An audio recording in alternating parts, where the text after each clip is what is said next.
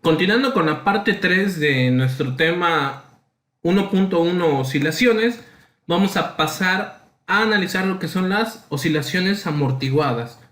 En este caso, tenemos que habíamos analizado un sistema masa-resorte para ver lo que era una oscilación, que habíamos dicho que era un movimiento periódico, que tenía una amplitud de más menos a, que tenía un desplazamiento, tenía una velocidad, tenía una aceleración, y estas se comportaban de unas maneras similares en ciertas partes de nuestras gráficas, ¿no? Ahora, ¿qué pasa si a nuestro sistema masa-resorte, simplemente una masa con un resorte como el que vemos aquí, nosotros sumergimos esta masa en un líquido? Ya empieza a haber un factor externo. Ahora, aquí pues sabemos que al aplicar una fuerza o una aceleración, un cambio en la aceleración a la masa, pues podemos decir que este resorte nosotros lo estamos estirando hacia esta dirección. Por lo tanto, mi resorte va a oponer una fuerza de restitución menos kx. Ahora, con este líquido que tenemos aquí, va a oponer una fuerza opuesta al desplazamiento o una fuerza opuesta a la dirección a la que se va a dirigir este pequeño bloque. Esta fuerza va a estar dada por la B, que es la constante, el coeficiente de amortiguamiento. En este caso sería un líquido, puede ser, imagínense, un pistón, puede ser un aceite, puede ser cualquier cosa. Es un factor externo que prohíbe el desplazamiento o complica el desplazamiento de esta masa. O sea, ya aquí ya no va a estar libremente como está aquí en esta figura de la izquierda. O sea, ya va a haber un factor externo que va a impedir que se mueva libremente. Ahora, aplicando la segunda ley de Newton, tenemos que la fuerza restauradora Kx del resorte más la fuerza retardadora del movimiento V por la velocidad del líquido en donde está la masa es igual a la fuerza aplicada del sistema, o sea, masa por aceleración. Ahora, volviendo a aplicar la segunda ley de Newton, tenemos que la sumatoria de fuerzas sería menos Kx menos Vv menos masa por aceleración. Donde si yo paso todo esto sería igual con 0. Aquí se me pasó el ponerlo. Donde si yo paso la masa por la aceleración del otro lado de la igualdad, pasaría sumando.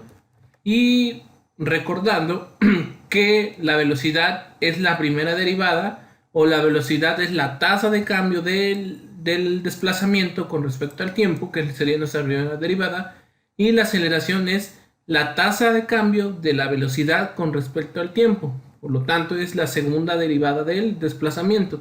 Esto para nosotros es una ecuación diferencial. No vamos a analizar cómo vamos a resolverla, porque eso lo vamos a ver más. Ustedes lo van a ver más adelante cuando lleven Matemáticas 2. Bueno, todo esto, si nosotros lo igualamos con 0, nos quedaría esta condición. Ahora, regresando a nuestra ecuación diferencial y resolviendo esta ecuación diferencial de segundo orden, repito, no nos vamos a estancar ahí. Tenemos que la solución para esta ecuación diferencial, que en sí es el desplazamiento, tenemos que el desplazamiento x va a ser igual a la amplitud por la exponencial de menos b sobre 2m por t. Todo esto es parte de la exponencial, ¿eh? Aquí parece como si estuvieran multiplicando, pero es una exponencial. Por el coseno del ángulo más un ángulo phi. Bueno, anteriormente no estamos manejando este ángulo porque se maneja como un ángulo de desfase. Cuando tu condición inicial no la tomas donde x es igual con 0, la tomas con x con un valor. Y es un ángulo de desfase, ángulo de desfase podemos decirle. Pero nos podemos quedar con el coseno de teta, y si x es igual con 0, pues esta sería 0. Y ya no lo tomaríamos en cuenta. Ahora, aquí pues sustituyendo lo que sería el ángulo phi, sabemos que es el desplazamiento angular o velocidad angular por el tiempo y nada más. Ahora, aquí considerando la frecuencia o la velocidad angular, pues va a estar dada por la siguiente expresión, donde W va a ser igual a la raíz cuadrada de la frecuencia inicial o frecuencia natural. Ahorita vamos a explicar más a detalle qué es, menos la constante B o el coeficiente de del líquido, B, sobre 2 veces la masa al cuadrado. Ahora, donde WO, que es igual a K sobre M, eso ya lo vimos anteriormente, es la frecuencia natural. Por ejemplo, este sistema masa-resorte tiene una frecuencia, o va a tener una frecuencia, sería su frecuencia natural. Pero al haber una acción retardadora al movimiento, pues esa frecuencia va a ir cambiando con respecto al tiempo, ¿no? Por eso dice que WO, subíndice O, es la frecuencia natural o la frecuencia inicial, o sea, antes de que inicie el amortiguamiento o una fuerza retardadora. Y donde B sobre 2M lo podemos considerar como la constante de amortiguamiento. Por ejemplo, este desplazamiento que se va a dar aquí adentro en el líquido va a depender de dos cosas: de la cantidad de masa que hay aquí y el valor del coeficiente de amortiguamiento, que es B. O sea, B entre 2M nos da nuestra constante de amortiguamiento. Bueno, en ciertos sistemas, ¿no? Puede cambiar si yo le pongo aceite, si le pongo un pistón, un cilindro, lo que tú quieras. Esa constante de amortiguación o amortiguamiento va a cambiar, pero va a estar dada por B sobre 2M. Ahora, teniendo nuestra frecuencia, la frecuencia con la que va a oscilar, tenemos la siguiente gráfica. ¿Qué es lo que pasa aquí? A ver, aquí tú aplicas una fuerza, o sea, tú jalas con una fuerza F hacia acá la masa o el resorte y va a haber un desplazamiento. Eso ya va a cambiar su desplazamiento y lo vas a sacar de su posición de equilibrio. ¿Qué va a pasar cuando tú lo sueltes o cuando esa energía potencial se convierte en energía cinética? Va a empezar a oscilar. En la primera oscilación, que es esta, podemos decir que es la frecuencia natural o la frecuencia inicial. Pero a medida que se está moviendo, este sistema va perdiendo amplitud, o esa distancia se va achicando. ¿A qué se debe esto? Pues a la acción retardadora del movimiento dada por esta expresión, B sobre 2M al cuadrado. Vean, va a llegar un momento, en un instante tiempo, que mi masa va a dejar de oscilar y va a volver a estar en su posición de equilibrio, en su condición de equilibrio. Eso básicamente, esta gráfica es lo que representa una oscilación amortiguada.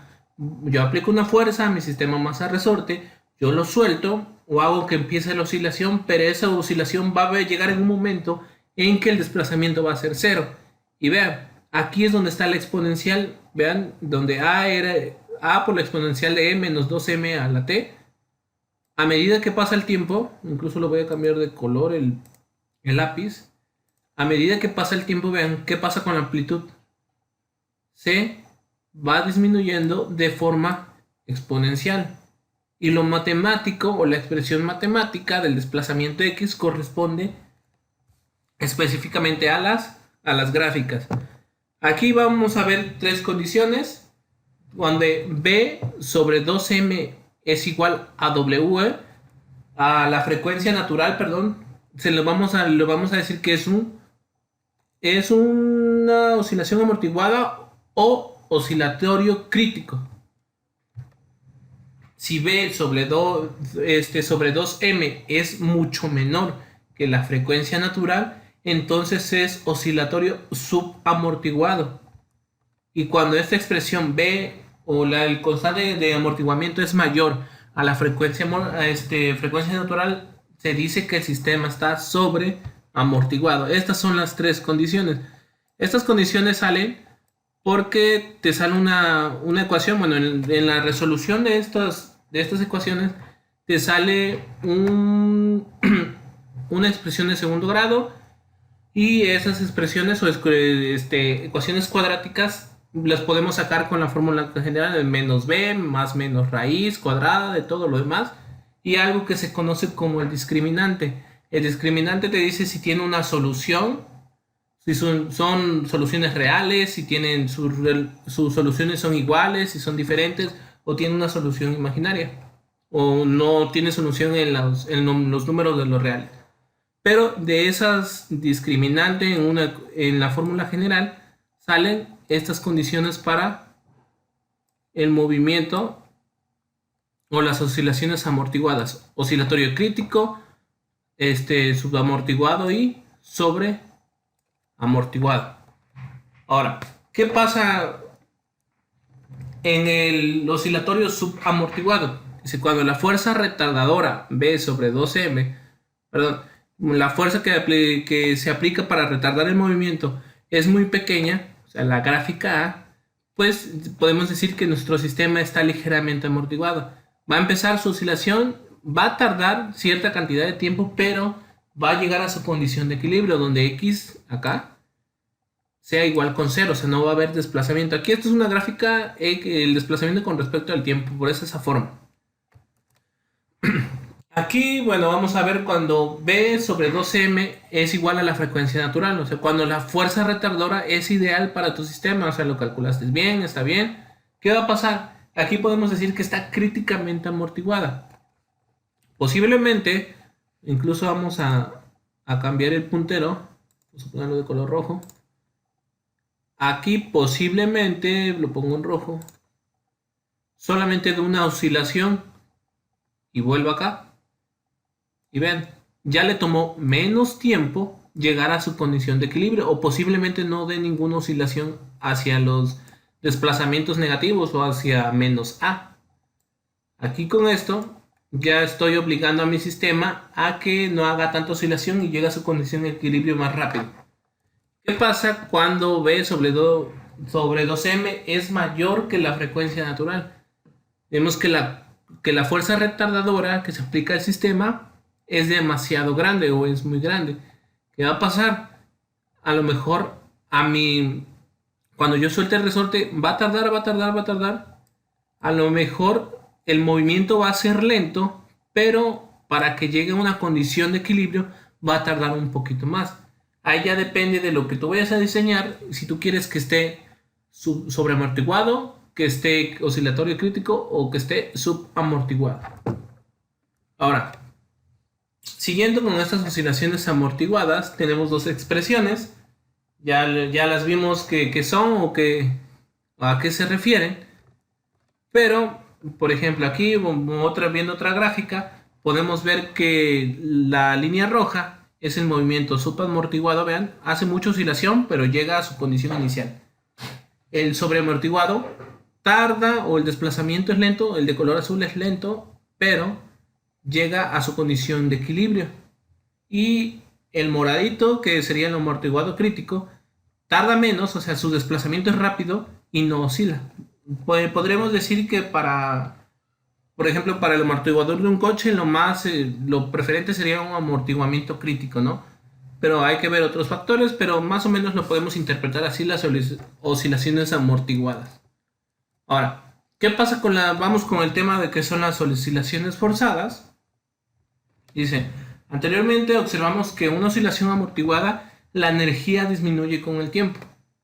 O nos estamos dirigiendo a la posición de equilibrio, donde X es igual con 0. Pero ¿qué pasaría si aplicamos una fuerza externa, Ft, que impulse nuestro sistema? O sea, que lo obligue a oscilar, que no se detenga, que lo obligue a mantenerse en ese estado de oscilación. Bueno, a esa fuerza le vamos a decir que es una fuerza impulsora. Recordando que Kx es la fuerza de restauración, BV es la fuerza retardadora y Ft es la fuerza impulsora. Si seguimos con este concepto, o si aplicamos una fuerza externa Ft positiva, porque le vamos a brindar energía a nuestro sistema, o sea, la energía que se está perdiendo con el amortiguamiento, la vamos a recuperar con esa fuerza impulsora.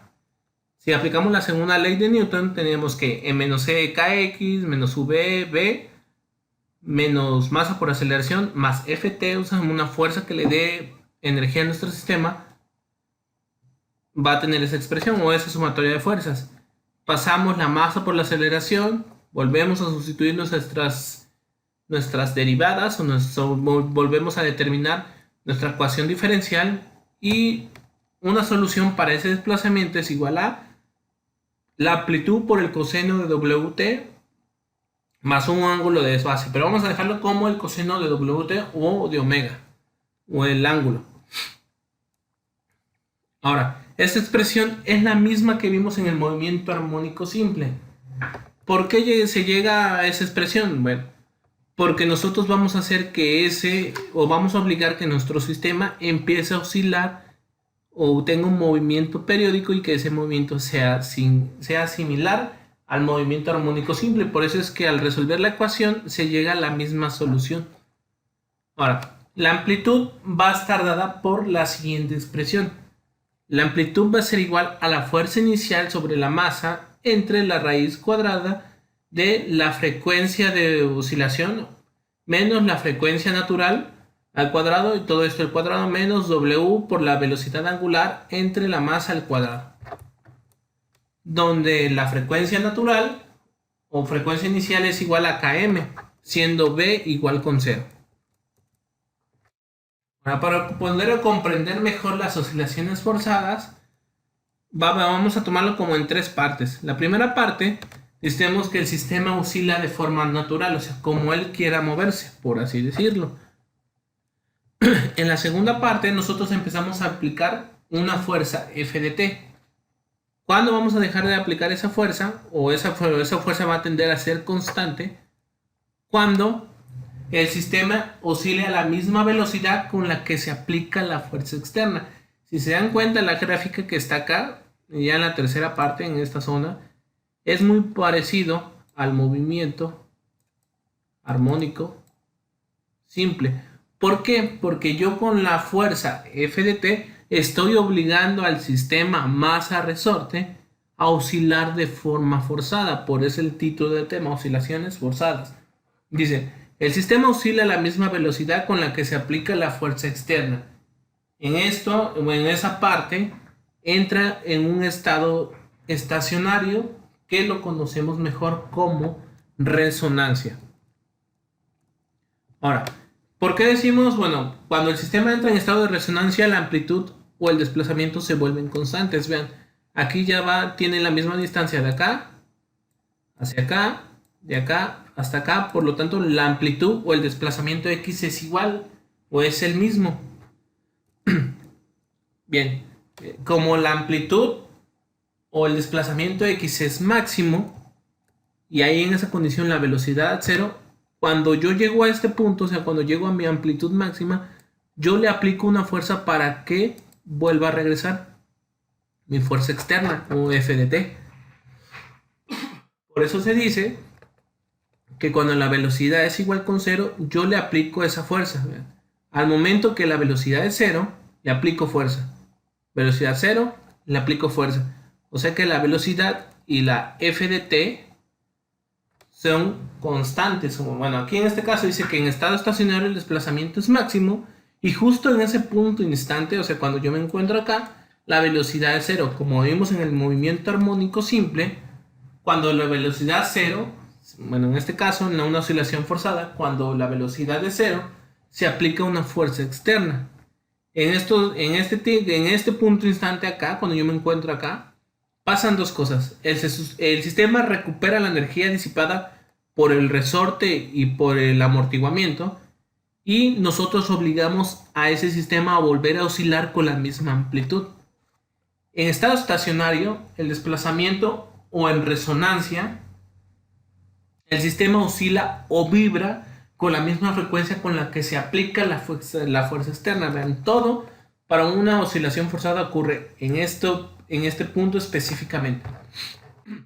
Y por lo tanto, como están en fase o vibran con la misma frecuencia, podemos describir la fuerza F de t o la aplicación de la fuerza externa, que la podemos expresar como igual a la fuerza inicial por el seno de la frecuencia o desplazamiento angular por el tiempo, donde FO es la fuerza inicial aplicada y W es la frecuencia de la aplicación de la fuerza. Vean, este W se vuelve la frecuencia con la que yo estoy cada vez que llega acá, le estoy pegando para que regrese.